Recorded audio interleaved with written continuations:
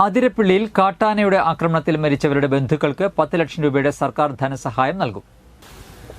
അതിരപ്പിള്ളിയിൽ കാട്ടാന ആക്രമണത്തിൽ മരിച്ച അടിച്ചിൽത്തൊട്ടി മേഖലയിലെ തമ്പാന്റെ മകൻ സെബാസ്റ്റ്യൻ 20 വയസ്സ്, വാഴച്ചാൽ സ്വദേശികളായ അംബിക 30 വയസ്സ്, സതീഷ് 34 വയസ്സ് എന്നിവരുടെ ബന്ധുക്കൾക്ക് 10 ലക്ഷം രൂപ ധനസഹായം നൽകുമെന്ന് ജില്ലാ കളക്ടർ അറിയിച്ചു.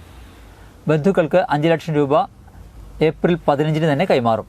മരണപ്പെട്ടവരുടെ ബന്ധുക്കൾക്ക് ഫോറസ്റ്റ് വകുപ്പിൽ താൽക്കാലിക ജോലി നൽകുന്നതിന് സർക്കാരിന് ശുപാർശ നൽകുമെന്നും ജില്ലാ കളക്ടർ പറഞ്ഞു. മൃതദേഹം പോസ്റ്റ്മോർട്ടത്തിനായി എത്തിച്ച ജില്ലാ ആശുപത്രി കളക്ടർ സന്ദർശിച്ചു. മരിച്ചവരുടെ ബന്ധുക്കളുമായി സംസാരിച്ച് സ്ഥിതിഗതികൾ വിലയിരുത്തി. ചാലക്കുടി താലൂക്ക് ആശുപത്രിയിൽ സബ് കളക്ടർ പ്രവർത്തനങ്ങൾ ഏകോപിപ്പിക്കുന്നുണ്ടെന്ന് കളക്ടർ അറിയിച്ചു.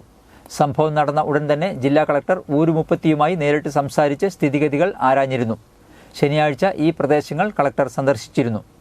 നാട്ടുകാരുടെ പരാതികൾ പരിശോധിക്കാൻ വനം വകുപ്പുമായി ചേർന്ന് യോഗം വിളിച്ചു ചേർക്കും.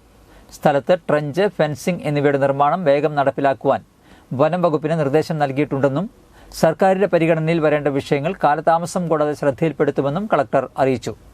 പിന്നെ രണ്ടാമത്തെ അംബികേന്റെ ബോഡി ജനറൽ ഹോസ്പിറ്റലിലാണ് കൊണ്ടുവന്നത്. അപ്പോൾ നേരിട്ട് പോയി നോക്കിയിട്ടുണ്ടായിരുന്നു. അവർ ബന്ധുക്കളായിട്ട് സംസാരിച്ചിട്ടുണ്ടായിരുന്നു. അപ്പം അവരുമായിട്ട് ടച്ചിലുണ്ട്. നമ്മുടെ ഓഫീസേഴ്സ് എല്ലാവരും അവരുടെ കൂടെ തന്നെ ഉണ്ട്.